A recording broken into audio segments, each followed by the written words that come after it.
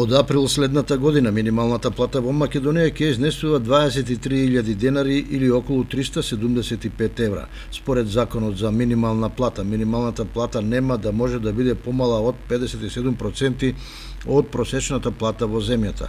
До тогаш на најголем дел од работниците им останува да преживуваат со сегашниот минималец од 20.000 денари, кој ни приближно не ги покрива месечните трошоци. Дури два члена на семејството секој први во месецот да внесуваат по 20.000 денари, парите не се доволни ниту да ја покријат месечната потрошувачка кошничка, која веќе надминува 50.000 денари.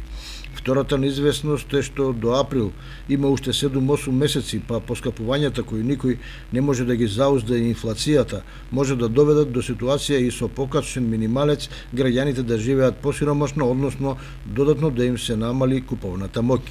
Инаку минималната плата во 2012 година изнесувала 8.050 денари, во 2016 нешто над 10.000 денари, а сега изнесува над 20.000 денари.